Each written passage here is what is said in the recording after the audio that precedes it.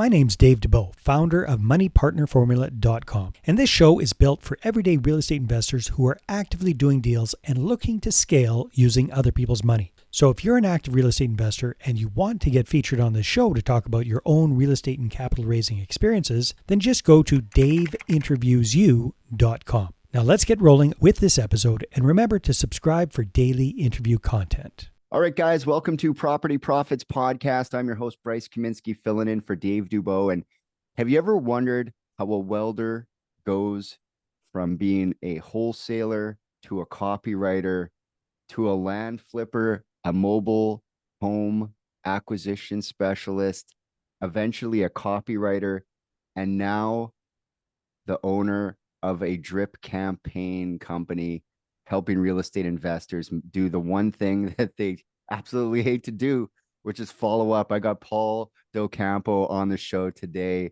and he's going to tell us, well, ultimately why we suck at follow up and why we should do more of it. Paul, welcome to the show. How you doing? Thank you, man. I'm doing great. Pleasure to be on. Yeah, there's a lot there's always a lot to unpack because the people who are on the show for a reason. But take me right back to the beginning. You're starting as a welder, and you get into your head that you want to do real estate. How did that happen? What's the trigger point for you? It's nothing really unique, sexy. I think everybody somehow finds the book Rich Dad Poor Dad. I don't know how that fell. I've never read it. Never read it, right? This is the first. Everybody should check this book out. It's a must read on your reading list. I'm not even joking. I haven't read that book. People tell me to read all the time. I'm sure it's fantastic. I'm sure Robert Kiyosaki is a genius. Lots of people got into that, but I never actually read that book. I read all the other ones, like all the other real estate things. Don Campbell with Canada, he's like the kind of Robert Kiyosaki up here. But so you read the book and you get the idea. I'm gonna get some passive income going. I'm gonna retire in 5 years or something like Right. that. Right? That's the idea. Yeah. So going back, I think actually his cash flow, if you want to ever read into his series, his cash flow quadrant book, I think is far better. But anyway, yeah, I know of that one. The ESIB. Yeah, I think it's far more practical book. Sure. I think it's far more practical. So yeah, dove into Bigger Pockets. That was like kind of the rabbit hole. Went into the rabbit hole, Bigger Pockets. I learned about direct mail, cold calling, all that. I don't have a sales marketing bone in me. I never done any of that. Never had to go on the call at all. I spent my whole life dragging my knuckles, digging holes. So yeah. And so they dove into that and learned about wholesaling. Dove into that. I was out door knocking bad neighborhoods in Pomona, California, cold calling, spending a lot of money on direct mail. And I remember sitting in my car one time to follow up, and we're gonna tie this in follow up. Okay. Sitting in my car and having to follow up with my list of all these leads that called back from my direct mail, cold calling, whatever it was. And I'd just go down the list. I'd go, okay, this is Miss Sally. I have no idea what to say to her. I called her 2 weeks ago. Right? Yeah. And then I called her 2 weeks ago. I don't think she wants to sell, and go on to the next one. And same excuse. And being there trying to call one of these and hoping that they actually don't answer subconsciously. I don't want them to actually answer. So I struggled. And so I because of that struggle, I dove into the whole world of marketing. Like I realized sales and marketing is my thing. Dove into that whole world.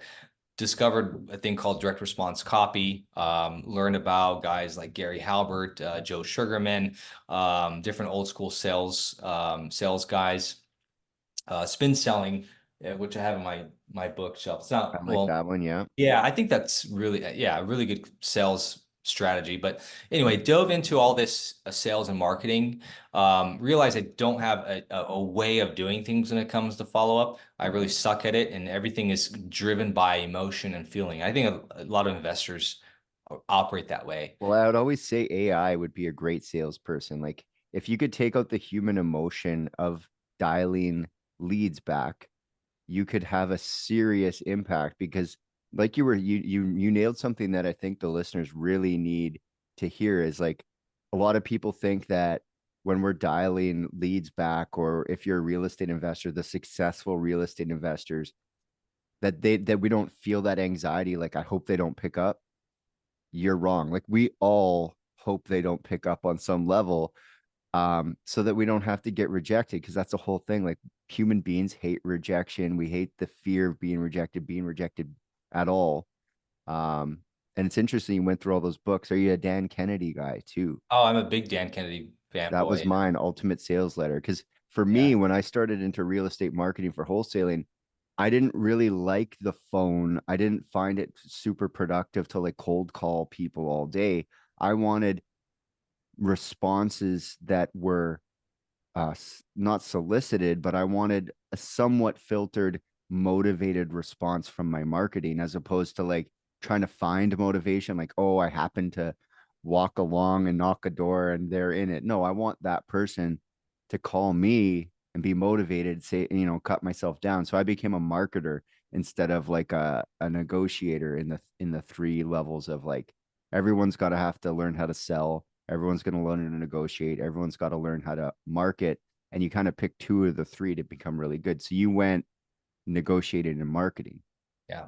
Yeah, absolutely. And from there, I kind of accidentally became Investor Carrot's copywriter at the time. And that was like my first like real gig as a copywriter. Are they And still as prolific as they were, say, 5 years? I know some people still go there, but the thing with the industry of marketing is it changes very rapidly. Like, if you don't stay on the wave, you'll be washed out by the next thing in real estate. So, if for people who don't know Investor Carrot, fill them in a little bit, because that's kind of a big deal. yeah, so they they they deliver like in a box website for you that is somewhat SEO packaged. So I mean, it won't give you SEO leads from the beginning. There's SEO is a whole nother work at it, but it does give you a website in a box, so you don't have to go out and get WordPress and hire somebody to build it out for you. So it's equivalent of I don't know if any listeners know about it, but the equivalent of ClickFunnels, which is what a lot of Another one that like a wave. Who knows how long ClickFunnels is going to be relevant for? Like, is right. it going to last 5 more years? Is it at its end of its cycle? Like, it's marketing, man. It's a brutal business of marketing. So uh a lot of people use Investor Carrot to raise capital. They set up Oh, websites so that people kind of drip into it, and then they get onto their newsletter, and then the newsletter sends them updates, and eventually they raise money from those people. So Investor Carrot, I think, is also used to some people use it for their like We Buy Houses website, investor in a that would website in be, a box. yeah, that's their primary, I'd say that's their primary market, or wholesalers and flippers trying to drive motivated sellers to their site. Um, Essentially, it's a click funnel. It's like an early version of like a lead capturing website where it drives traffic and you get leads. Yeah. exactly. Yeah, it is. It's a, yeah. It, and not so much ClickFunnels in the sense of has a bunch of like upsell things like that. That's what ClickFunnels. It's a funnel to drive a sale. It's not the point of Investor Carrot. But yeah, I did some work with them. Mainly what I came in and I was like their concierge copywriter, which means somebody needed something custom because it's in the box. It's a templated website. Hmm. Like, Hmm. no, I am a big local brand here. I need to completely customize. So I come in and help them completely customize it with a new name, new copy, new everything, new USP. Unique USP is unique selling proposition and all that. So from there though, I still want to continue with everything I learned. So I shifted fill into mobile home flipping because there was nobody doing it at the time. Nobody was out marketing to buy your mobile home. Everyone was marketing to buy their house, but nobody was marketing mobile Yeah, home. it wasn't on the radar yet. Yeah, was not on the radar. And so I found like doing that, putting up a website, getting some ads going, I found it was a lot easier to acquire a mobile. And Yeah. I was doing Lonnie deals. So what that means is it's actually a mobile home park. So you buy the trailer and Hmm. then you sell it on a note. You owner finance it. Yeah, because it's You're hard to not get a mortgage for those things. So right. you'd get the guy who is like a welder who's got some cash, he just did a big welding job up, in the mountains somewhere, and he's like, I want to buy something, but my credit's shot or it's not great. But I can put down like half of what this trailer's worth. And then you guys would give him a note to pay off like a $30,000 trailer and along that's the trailer Yeah. business, mobile home Oh, business. yeah. Don't Manufacturing. call it a trailer. Don't Yeah. tell the I mean, people. there, Don't call it a trailer for the people in that business. They don't like that. yeah. I mean, there's a whole range of different, I mean, because I was doing more corporate parks, high-end parks. So those Mhm. were where I was reselling it for 100,000. So buying Like it for Florida, 20. places like that, where they're a little bit nicer, Or double wide yeah, type thing. well, in Southern California is a huge Yeah. mix of different types of parks. Yeah. I just happens to be near nicer parks. Hmm. Uh, so these parks range from like the price of the trailer anywhere from $30,000 to $100,000. Yeah. And so yeah, still own some of those notes. So that was good. But then I also didn't like, you still have to chase sellers. So I didn't like that part of it. You still have to Yeah. rehab the homes. I didn't like the rehab part of it. I mean, I'm new. I mean, you don't like You could have anything. just stayed in the note business. Why did you just stay in the notes Yeah, only business? that's true. Yeah. Call I any mean, speed up. They'll help you out. and yeah, and those notes last for 10 years. So that was a good chunk of time. But I've tried land. A friend of mine was doing it and he was like, nobody's doing this right now. And I was like, okay, let me put my hand in it. And then did my first mailer and then 3 to 5 I think my first mailer, I think I landed 4 contracts all in the mailbox. I'm like, this is amazing. So Hmm. 4 contracts just from, I didn't even have to talk to anybody. So same deal. And you never have to see it either. It's land. They're like, I oh yeah, never, I know I have a title somewhere in Wyoming or something. Yeah, sure.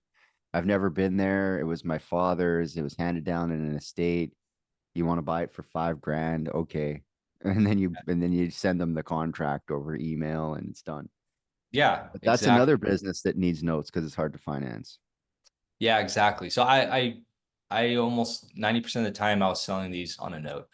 Um, But I was still copy. I had my hand in a lot of pots, so I was Mhm. still writing copy. So I mean, I remember a really nice paycheck I was getting from some land developers.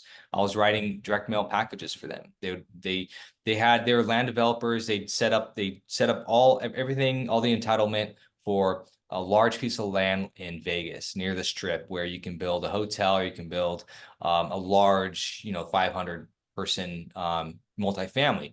Mhm. And so they put the entitlement together and they want to sell it. So they put together a list of all these potential, I don't know what, I didn't see the list, but potential investors. Mhm. I'd write the direct mail package to sell it. So I had a lot of fun with that, and I had different clients along the way. And email copywriting became my main thing. Long story short, email copywriting was like my main And income. that's really changed, like it's crazy how email copywriting has changed. It used to be long form and now it seems like it's super short email copywriting. Like I'm seeing it and the formatting's changing. Like it's the business of marketing is, once something's working for a bit, everyone jumps on it and it dries out and you got to like continue to pivot. So, uh, you really sunk into that. So you got a ton of real estate experience, you got a ton of copyrighted experience, and you're like, how do I maximize? Because there's this thing about being in business, and especially as a man, you have this like purpose. You're like trying to do this purpose, but Right. there's a main key. It's like, how do I monetize all the, the stuff I've been doing? How do I put it all together and monetize myself at the maximum? So how did you come to this? Your realization that like I gotta put this all together and do something. Yeah. It became when I realized the problem in the marketplace. So nobody was selling drip sequences. Nobody really sells that. And I mean, they might give away templates and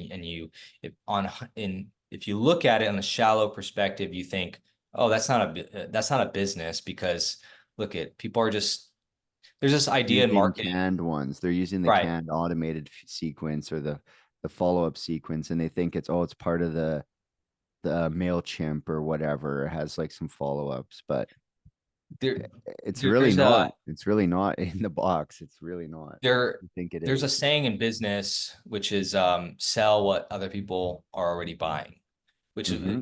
it's good advice because there's a market for it. Mm-hmm. Um, but I always was somebody that didn't want to go that route. I always wanted less competition, which is why I went to land. At the time, nobody was doing it. Now it's Mm-hmm. more competitive. Mobile homes, nobody was doing it. I found a lot more ease into it. Nobody was really selling like helping investors with their follow up because I kept getting investors coming to me Mm-hmm. asking, "Hey, I want to build out these strip sequences." Okay, build those out, one off, kind of, and keep getting these people. Like this is something that actually people want.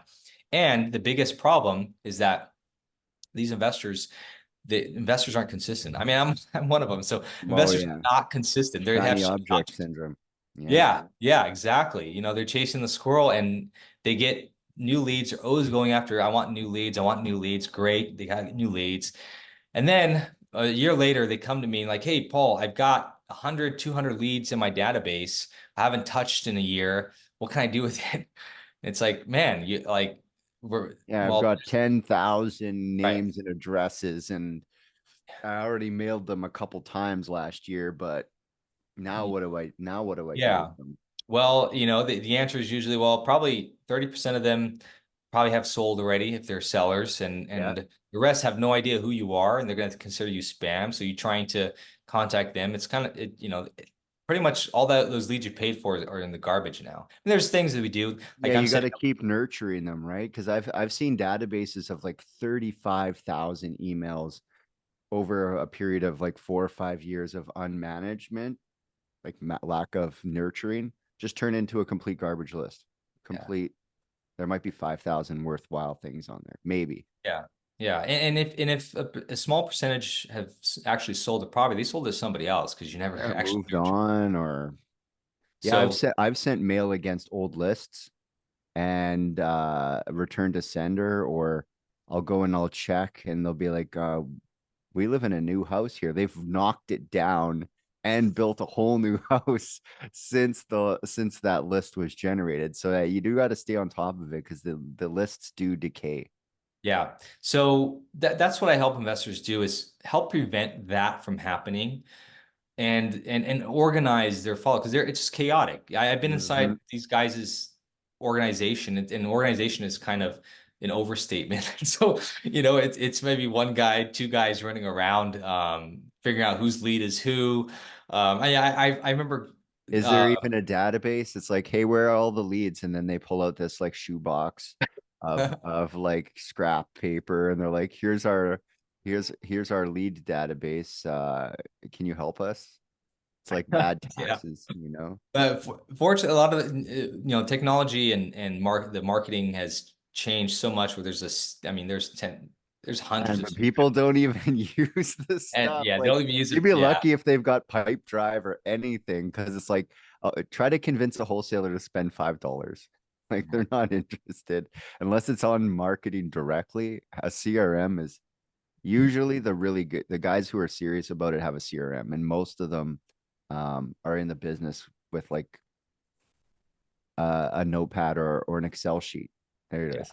Like But which, not even Excel, like Google Doc now. which if you're starting out, that's fine. You got to start somewhere, right? Hmm. And you don't want to start with this huge overhead already and Yeah. no revenue Well, coming they in. might be like year 5 and still using Google Oh, Sheets. oh Like, yeah, that's if they have cash flow and they're still using that, that's a problem. And yeah. so yeah, so the drips that are in existence today, from CRMs, they're pretty pitty because you have maybe one to three different drip sequences. where it's like a no contact bucket. Oh, you just toss everybody who hasn't contacted you, throw it into this bucket and pray that those don't work. And if you go on forums and you ask like about drip sequences, you'll see a lot of people say they don't work. Drip sequences don't work. Well, you have this really pity system for it and so Like it's instead just an email that goes out and says, "Hey, are you still interested?" And then exactly, that, they of don't course, that's not going to work. exactly. Unsubscribe. I'm not They, interested. they Not even enough to reply. Unsubscribe. Right. So how many times you're gonna ask, like, are you still, they say you follow up, follow up, follow up. It takes a bunch of touches, but then if you're touching with, are you interested in selling with different variations, how that gets old. That's completely self-serving. There's no value to the other side of that. Yeah. Yeah. Um, so yeah, I set up different sequences. So I have 20 sequences that we set up. Everything that covers every event that can happen in the pipeline. It's a pipe. This is where it helps with investors tremendously because it's an organizational pipeline for them. It's a Hmm. map following a seller from beginning to end because they don't know it. They don't have that. They just lead comes in. It's like, well, I called and it's just floating in limbo. But instead, how copywriting and marketing looks at it is everything has a little sale you have to make. Everything's a pipeline. You don't go from lead to deal overnight. There's these little gates you have to Yeah. go There's like a into. like no trust thing going on. Like a lot of times, I actually had this conversation with an investor here in town, and he got his one of the other guys got the deal over him, and the seller looked at both of their like Instagrams and decided based on their presentation to the world that I'm going to go with this guy instead of that guy. And Yeah, so it does go to show that sellers are using the information available, whether it's email, whether it's your website, whether it's your social media platforms, to decide if you're credible to sell their house to you or not. Because they'll go on your social and be like, oh, this guy's like a scam artist or he's coming off like that. And I'm going to call somebody else. So it's not like the old days where it was like a bandit sign, like we buy houses and everyone could be a good guy or a scam. Like there was none of that. And now it's like, it's like we were talking before. Marketing has changed the game. 2020 and everyone sitting inside changed marketing forever as there was no more like why would you advertise on a bus bench during the pandemic? Everyone was inside. So suddenly all of the marketing money and all of the sequences go online. Pay per click becomes huge. Like I feel like pay per click and the copy and the advertising killed the bandit sign. I don't think that the bandit signs are really even relevant anymore because now the new bandit, the new side of the road is the sidebar on Google or on Facebook or in the sponsored reel because copy and drip because more than the copy, it's that people have to see things a bunch of times now to even change their mind about the right. idea. Yeah, 100%. And not only that, it's just that I have a case study. And by the way, if people want to see these 20 sequences, they can go to theperfectdrip.com. They can get all my 20 sequences, like a list of how we do it. But um, because I'm kind of let me go back to my original statement. When I Mm, have a sequence that is very targeted to what's happening in the seller's life, like mhm, so, seller says to you, um, seller says to you, "Hey, your offer's too low," and that seller's a landlord. Okay, mhm. offer's too low, don't want it. Well, now I have something to say in my copy rather than "Are you still interested in selling?" Now I know that they might be shopping around. Okay, they're a landlord, so their pain points are they're dealing with a tenant in the house. So now I have stories I can grab and put into You the get email. specific. I can get specific with the call to action too. See, if I have just a bucket with I throw everybody into, Yeah, that there's just no doesn't call. work. I have people there who haven't been on an appointment, people who haven't given an offer to, people who've said no to my offer. I don't have a targeted call to action. But now with something like if the offer's too low for example, maybe on month three I'm asking them, hey, do you want to see a new offer? Get an appointment with us. Right now I have a call to action. Everything's targeted that way. It keeps everything organized and has the seller flow through it. And so bring up credibility. Ideally, I Well, want you people. lose credibility too when you hit them with the massive blank offer. Like Right. so Yeah. many people send all the problems. Do you have one of these 17 problems? Call me. And the other day I was doing this marketing class for a couple of people where we were going over these like flyers that show up at your house. And I came to the realization that when you send all those things, that the average person who just has a decent house, who maybe wants to sell privately, doesn't call that because they're like, well, this person just wants investment properties. And I guess I'm going to call a realtor. Like if you put too much in on a marketing piece in one direction, you actually alienate buyers. So you have to get specific, or don't even bother being specific. Let them come to you, because it's like it creates the no moment, the old, hey, Paul, do you got squirrels in your attic? And then the rest, and you're like, no, I don't. And the commercial's done for me. Like I'm not Yeah. listening anymore. So Right. like getting specific, I like that. So you're like you're like bucketing people, and you're niching down on the problems that they've expressed in the Yeah. follow-up sequence to get specific and to like talk to their pain points before assuming their pain points. Right, exactly. Because yeah, the beauty about following up is you don't have to throw up all your benefits and features into one page. That's everyone's problem. They say, "Oh, we can do this, and that," and then it's like so. I focus on the like five, six most and Clayton Makepeace is a famous copywriter who kind of Mm-hmm. uses the the strongest emotional trigger. That's not how he phrased it, but basically it's the strongest emotional trigger for the market. So if it's a landlord and they're like going back to that example, here's a better example. They said to you that their offer is too low and they're fixing themselves. That's a common objection.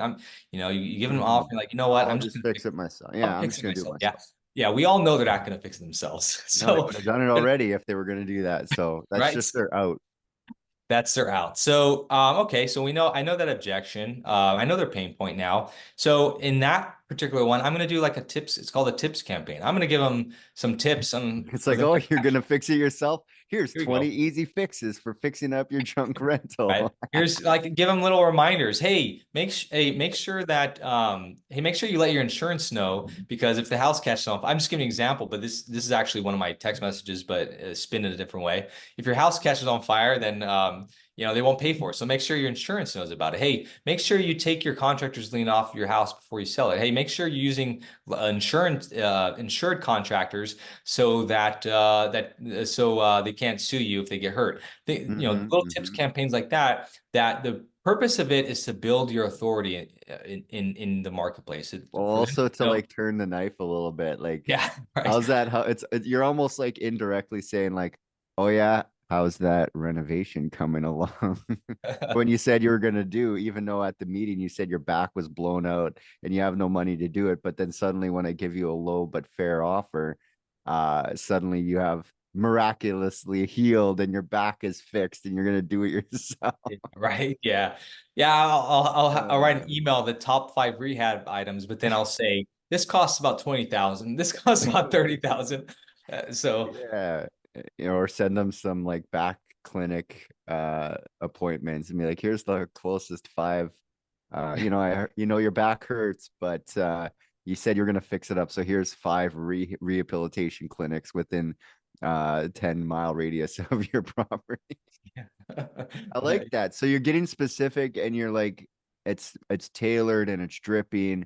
So we could talk all day about how and why, but ultimately it's all in marketing. It's all about results. So what's the ROI? What are people seeing when you deploy your sequences? Yeah. So I'm seeing on average my clients are taking about 70 to 80 to 90 touches. I just looked at one the other day and he had more like 90 touches on average of conversion. So the biggest thing that we're dealing with is ghosted leads. And that's what every investor is dealing with. You have a lead that just they're interested and they just stop answering your phone call. They stop answering your text. Yeah, they got a little bit of a lottery money, right? They were in a bad spot and then they hit a lick and now Yeah. the money's Or slowly drying out. or something else happens. So like the first emotion that like triggered them to actually search for something, call you know, that great, yeah, I want to, you make an offer, whatever it is, you don't have to even make an offer. And all of a sudden something else comes in the way. I don't know, they're dealing with their divorce, husband's trying to take the kids, somebody died, whatever it is, you know. Yeah, it becomes There's less of a priority. Right, exactly. So we do it all the time, right? We send a project to somebody, it's urgent, and all of a sudden they're trying to get back to us and like, let me put this, I'll answer it later. I'll answer it It's later. not so urgent today. Right. So it has anything to do with you. It's just the situation. So my job, our job is to just keep showing up and keep showing up with value. It's just being top of mind there. They're not going to respond then and there, but they'll respond later. So that's what we're seeing with our campaigns is it's working the best in these types of situations because it's autopilot for the investor. So we're seeing about 70 to 90 touches. And what I mean by that is it's taking 70, 90 touches, and touches a call, mailer sent, or a call attempt made, SMS sent, email sent, all that puts together 70 to 90 touches on average that somebody's going to actually respond to these, And that's probably going respond to take back. like maybe 3 months or 6 months. But when you put them all in a campaign, I mean, it's kind of like farming. Yes, yeah, Just exactly. watering the list all the time, and new leads go in there that come through the conveyor belt and fall off, and there's seeds, and maybe we can water. Because like if you put 5 grand on that, like just hypothetical money, let's say you put $5,000 onto some sort of drip campaign against leads you already paid $1,000 for. Let's say you paid 1,000 to draw them up and you got nothing. But you got a bunch of like, maybe you got some names and some numbers, throw them in the bucket. You spend another 5 grand on it, and eventually something in there makes you 50 grand. Like, isn't it worth it? Right, exactly. And Isn't it worth it's it? so Dan Kennedy talks a lot, you know, going back to Dan Kennedy, he talks a lot about this, about how we spend so much money on lead generation, but very little on actual follow-up. But it's the cheapest way to market because here's some investor math. If you get 100 leads per month, just let's say I know a lot of people don't get that, but 100 leads per month and you're You paying, might on pay per click, you might get, yeah, like 50, let's say 50 or 100. Let's just for the just sake of for easy math, I'm going to say 100. 100. And Yeah. you pay $300 per lead. For the pay per click's pretty expensive. Pay per lead is pretty expensive. So you Mm-hmm. pay $300 per lead on that. That's $30,000 for the month. So you're just dumping $30,000 on these fresh leads. Okay, 30% of them are going to be tire kickers. 30% are going to be an actual deal, or turn into an appointment. But then you have this other 30% where, yeah, they're kind of in limbo. They're not really too sure yet. Maybe the Uh, house is even in limbo, like it's not quite that yeah, damaged. right. It's somewhere in the middle. So Yeah, you the take that 30, 30, 30, 30. Yeah. you take that 30%, so that the 30 there, and if you now start thinking about what does it cost to actually market to them? So when I say market is sending an SMS, making a call, sending mail. Let's look at Yeah, mail, because you for example. actually like already paid for them. So it's like Right. way So more expensive at the front than it is exactly. in the back. Exactly. So that 30, let's say I send mail, okay? Because we do mail and when I say mail, I'm not talking about, hey, I want to buy your house because you already got them. I'm talking about, hey, we talked 2 weeks ago, but haven't heard from you. What's going on? Type of, it's more branded mailing. So then you say you spend $2 on a greeting card sending these people. That's $60 for the month to follow up with them through mail, right? And then the call and SMS are cheap. I mean, so Yeah, you already have the number. A text message just takes your time. Because right, and as an investor, I've spent thousands to get new leads, and only a handful of times did I send the letter like, "Hey, you called me last week. We talked for a bit. I can't get a hold of you. But now I know I don't have to send it to everyone. I just have to send another letter back to the one call that came out of the 50 letters that went out. But as an investor, I'm addicted to the new lead. It's like it's easier um to get that new lead to close, it feels, than it is to like nurture something into a resolution. Sure, and that's where some kind of automation comes into place, of some kind of drip sequence. I'm not 100% sold on 100% automation. Like there's still tasks to Mhm. call, but that it's still organized where, okay, oh, I got the notification to call. I'll make this call real quick. It shows me the script. I'll just follow the script, and that's it. Everything's organized, so you don't have to really focus on that. But yeah, that's kind of it in a nutshell. That's my whole philosophy. So. Well, I think that I mean ultimately well, I'm gonna ask you one more question, then we're gonna plug the website and then we're gonna wrap the episode. But the question is, how let's say you started again when you're a wholesaler. You're like the day one guy. You're just coming out of your welding career and you're doing your wholesaling. What do you think your career would be like today if you hired your company to help you back then? That's a good question. And you can have the follow-up system, but if you don't have the leads either, that's a problem. And when I started, I didn't have I I greatly underestimated how much effort it actually takes to get in front of sellers. Mm-hmm. So I talked about how I sucked at follow-up, and that was led me into what I am today. Um, Generating leads. but when I look back, and I think a lot of people deal with this, is they just grossly underestimate what it actually takes. So you might have somebody goes, "Oh, I'm going to go door knock 10 houses this week, maybe next week, maybe the following week." But it's And I'm like, gonna get a deal too on those 10 houses. yeah, It's like, no, yeah, right. man, I don't think so. You mean Right. 10 houses an hour for 10 hours for 10 days in a row, and then maybe you'll have some success? No, yeah, I Right. They, grossly they, they make underestimate it.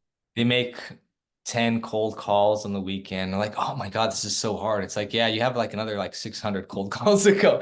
Yeah, let's Well, that's do. really why I pivoted it to marketing, because I was like, I'm only one man, but if I can buy, the postal service's time to do what I would do with my own hands, and I bought those things. But when I look back at because we used to get, because in my market, I was like one of the first people deploying the like direct mail where I would go and get the names and stuff like that.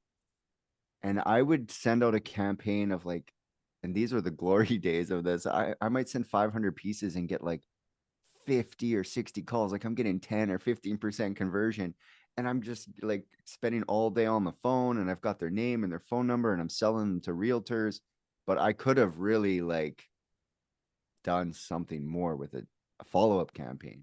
Yeah, I had leads, and I definitely, if I would have had this type of system, I would have done. I would have farmed a few more deals from my direct mail campaign, which was kind of pity at the time, but I would have still farmed a few more deals from that, just from having the system in place, because I didn't have anything, but everything was willy-nilly. It was just like whatever I felt that That's the day. story of every investor, because we all start like, it's the whole like jump out of a plane and build the parachute on the way down. It's just like, that's real estate wholesaling. You read a book like Rich Dad Poor Dad or Bigger Pockets, and you jump out the plane and you're like, okay, I'm getting really overwhelmed. I probably need an assistant, and now the assistant needs a SOP, and you're like all the way down. And do you ever really catch yourself? Yeah, maybe if you put systems and Yeah, follow-up sequences in place. yeah, I don't think that's a bad way to start business. I think the opposite is the other problem of Worse. it. You're right. Maybe even worse, to do Right. nothing. Do nothing exactly. Or, I remember I got to build out a CRM first before I even get in front of a seller. I'm on Podio here learning about Podio, and it's like, what the hell are you doing? It's like, Learning about why don't you Podio. get, just like get some hand flyers out there, and because it's a human nature business. And that's really what I hope people take away from our conversation today is like what you've really dialed into is the complacency of human nature and the fact that, especially since the pandemic, trust is at an all-time low.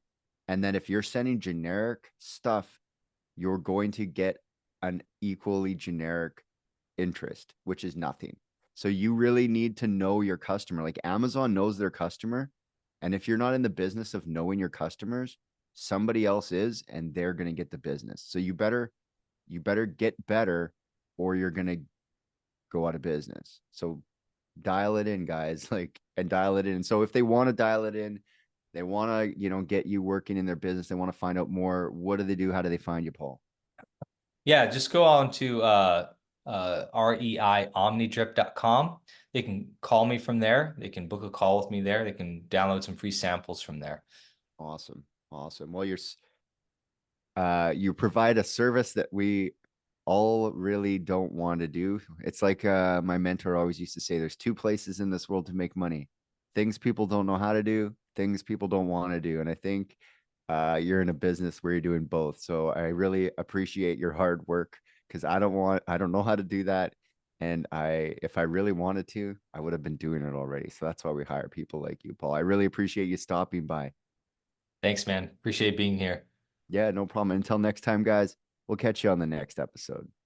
Hey there, I really hope you enjoyed that episode. And as always, if you want to listen to more daily interview content, make sure you subscribe. And if you're an active real estate investor and you're doing deals and you'd like to get featured on this show, then just head over to daveinterviewyou.com. Now at moneypartnerformula.com, we help real estate investors to create a process for predictably getting capital so they can do more deals without relying on hard money lenders or the banks.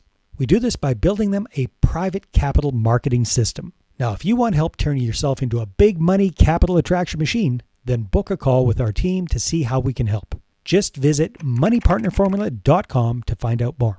All right, take care, and we'll see you on the next interview.